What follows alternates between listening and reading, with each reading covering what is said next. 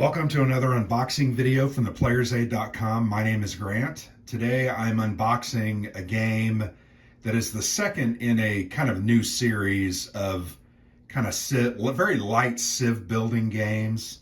This is called Ancient Civilizations of the Middle East. This game came out in the second quarter of this year. The designers, the design duo, and also the design duo on the first game in the series, which is called Ancient Civilizations of the Inner Sea, is Christopher Vorder Brugge and Mark McLaughlin. The game developer is Fred Schachter, and this game is from GMT. So we played Ancient Civ of the Inner Sea a couple of years ago. It is a very light but kind of fun civ building game. Relies a lot on card play. Your units are discs and you're trying to spread out your influence and develop cities. You fight and you have to fight against barbarians that come in via event and all kinds of other type of take that stuff from card play. So it's a light game. Now, I've been told, I haven't played this yet, but I've been told this game is a little bit more on the serious side, a little bit better of a game, and maybe not quite as light as the first one. But I do believe it's in that light civ building genre. So here you go. This is a look at the map, and obviously this is the Middle East, basically, areas east of the Mediterranean Sea, Asia Minor, Egypt, Turkey, etc. And as you can see, the map's fairly large. There's a lot of different territories and areas. So this game plays up to 6 players. So 1 to 6 players, ages 14 plus, and the game will take you 2 to 7 hours. Now, we played, of the first game, we played, I think it was a 5-player game, and it took us about 3.5 hours, and we only did 2 of the 3 ages. So yeah, I would assume if you do all the ages with max player count, you're going to be in the 5-6 hour range.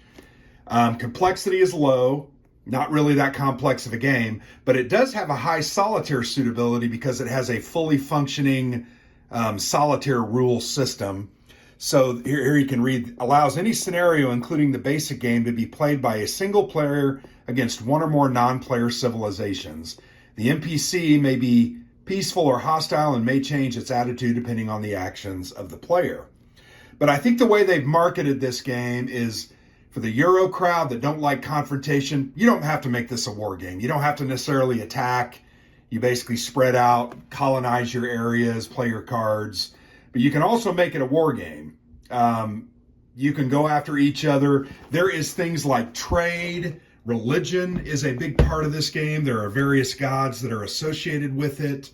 I'll show you some of that information as we get into the game. But we have a 5-player game of this set up for about 3 weeks from now. By the time you see this video, we will have already played that, frankly. But I'm looking forward to it. I'm looking forward just to chucking some dice, playing some cards, throwing some things around, and having a good laugh out loud time. So here is the rule book. I like how they put this table of contents kind of right on the front of the book. Kind of a nice touch.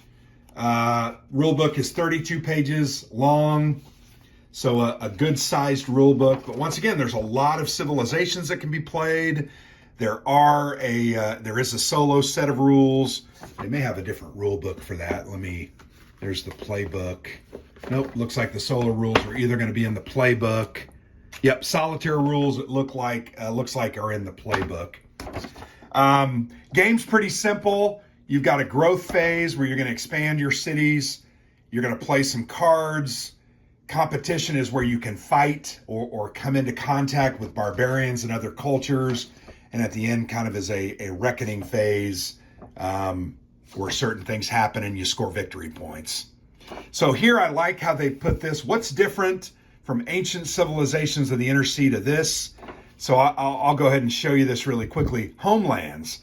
There were 10 homelands in the Inner Sea one for each civilization. In Acme, there are 22 and 17 different civilizations. So almost double the homelands and almost double the civilizations as well.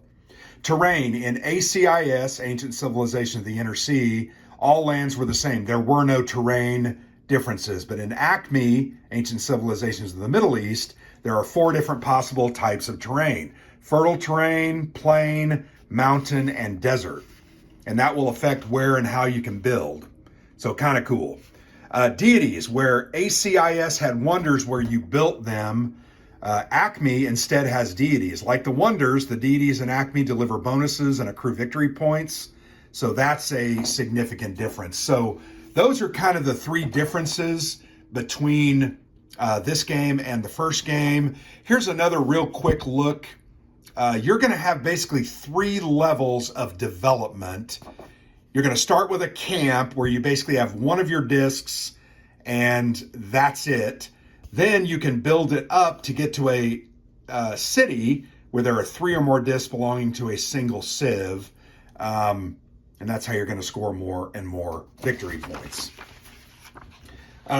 You can see all different types of cards. There are investment cards. There are fate cards, religion cards, events that happen.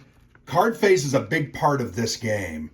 I really like the style of this game. I do enjoy civ building games. I thought the first one, while fun and light, had a lot of problems. I'm hoping they've corrected those in this and maybe made it a little more competitive rather than just slapping a bunch of cards down and pissing your friends off. So the one good thing about this game too, well produced, lots of wood, lots of great cards, fully mounted map board. So there's the rule book, 32 pages. Here is the playbook, which gives you some of the different scenarios. You'll notice there are quite a few scenarios here. You got about 8 or 10 different scenarios that can be played. You've also got the solitaire rules. You can also, looks like you can build your own scenarios, which is kind of cool.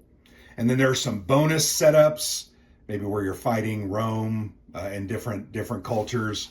But here you go. It's just a lot of pictures showing how to move and fight and different setups, different starting parts of the game, how barbarians work, which is a big part of the game. You don't want to get screwed over by barbarians because they're fairly challenging to defeat. But if you have to fight them, then you have to fight them. It's just part of it. So there's the scenario book, lots of paper. Remember, it's set up to 22 different civilizations are included in this game. Here are the different civilization boards, so you can see there's a bunch of them. I'm not going to go through every one of those. There's Egypt. Here's Babylon. Each of these have different deities and different abilities. You got to pay attention to that. You're going to put your discs here as you continue to grow. Assyria, Akkad, Sumer, Elam, Chaldea, these are all in alphabetical order. Hittites, Scythians, Medes and Persians, Sumerians, not all alphabetical order, obviously. The Indus Valley, Sea Peoples, Greeks, Israelites, Mitanni, Urartu. So there are definitely a lot of different choices, which gives you a lot of opportunities to try different strategies and different abilities. There are stickers, and these are for, I believe, the gods that will go on the blocks.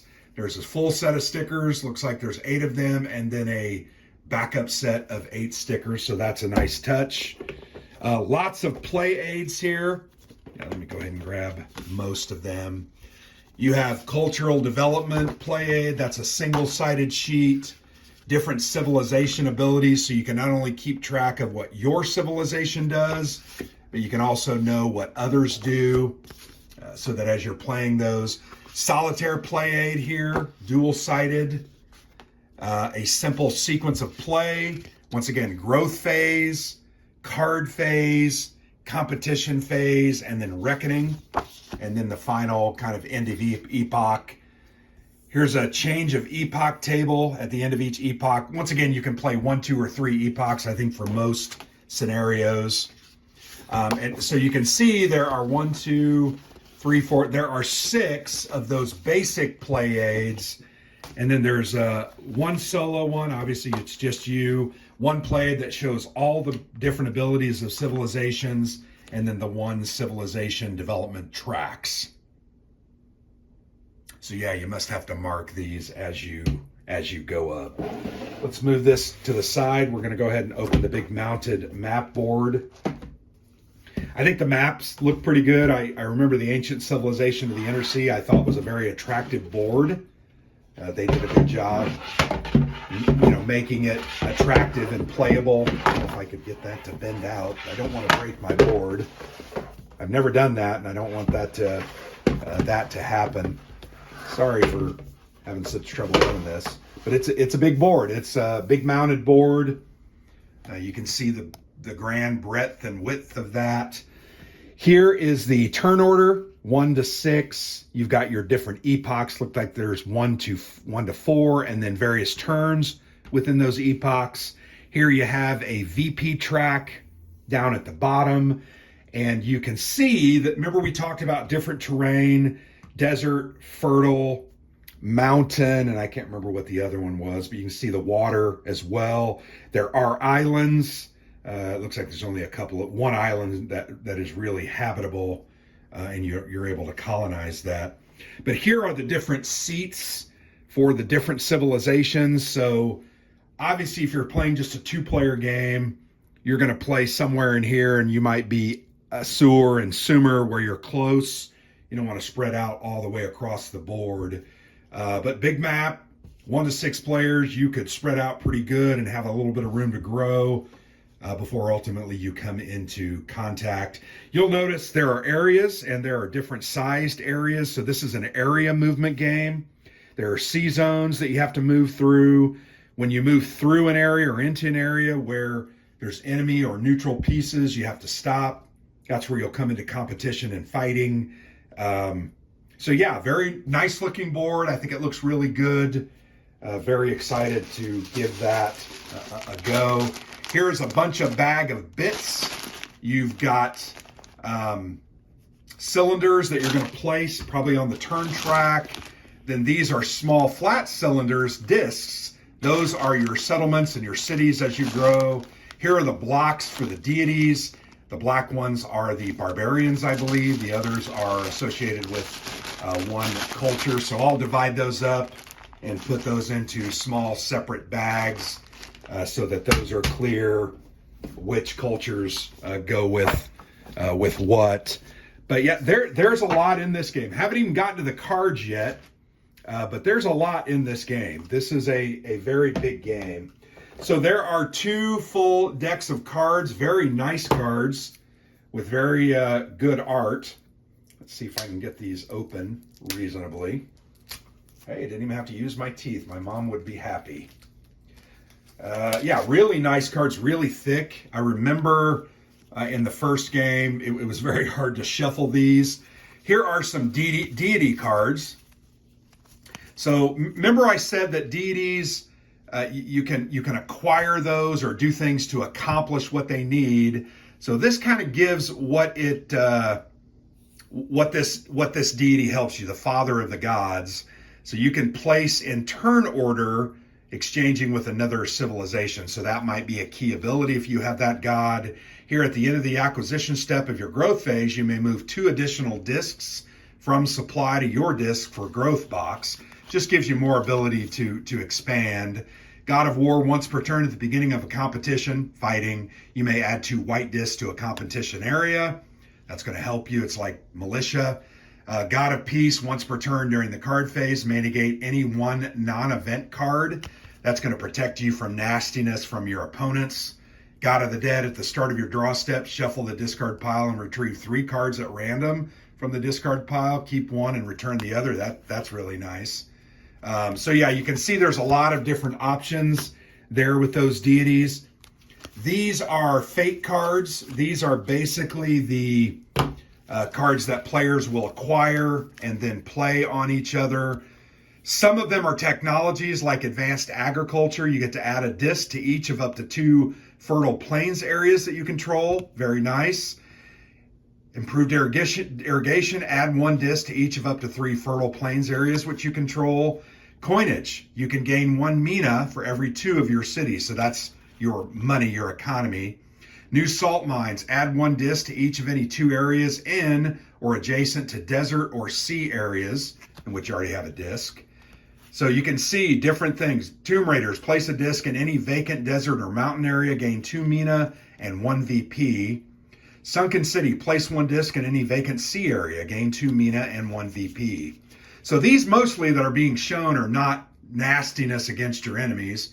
But here's one. Play on 1 civilization that has 3 or more mina in its treasury. Return 1 mina from its treasury to supply for every 2 cities of that. That's mean-spirited. Civil War. Select a civilization which has at least 5 cities. Replace 1 disc in each of up to 5 cities of that civilization with a barbarian disc. Geez. Dynastic Crisis. Play on a civilization that has at least 4 cities. That civilization loses a VP per each city up to a maximum of 10. Holy crap. And we've found that a lot of these are just really mean-spirited. These are reaction cards. They're in, religion cards. They're in the red. So these are what are going to be used to obtain or change or steal away gods. And then these are immediate events that must be played. And these are almost all not good. Invaders from the Sea. Player with the fewest VP, select a land area that borders any sea area. Place 4 barbarian discs there. So you're going to throw barbarians on your enemies. So there's a look at those cards. Once again, some are technology-like. Some are mean-spirited, where you're literally just hurting your opponents. And you got to go into this game understanding that that's just what this game is. So here's a bunch more of these fake cards. I'm not going to go through all those, but really nice cards. Here's one. Place 1 white disc in each of up to 3 contested sea areas. Just gives you additional strength. Place 1 disc into each of up to C3 areas. Gives you some trade fleets. You're able to expand out. So yeah, you can see there's a bunch of these cards. That's probably 100 cards, maybe 80 to 100 cards. So lots of potential for nastiness. So there you go. That's a look at Ancient Civilizations of the Middle East from GMT Games, designed by the duo of Christopher Vorder Brugge and Mark McLaughlin. I think a very interesting series of games. I've enjoyed it when we played it. I look forward to playing this one in a couple of weeks with our friends. I think it's going to be a good time, and hopefully people will laugh and understand the mean-spiritedness is just part of the game. So thanks for watching. Appreciate you guys tuning in. I've been Grant for the Player's Aid.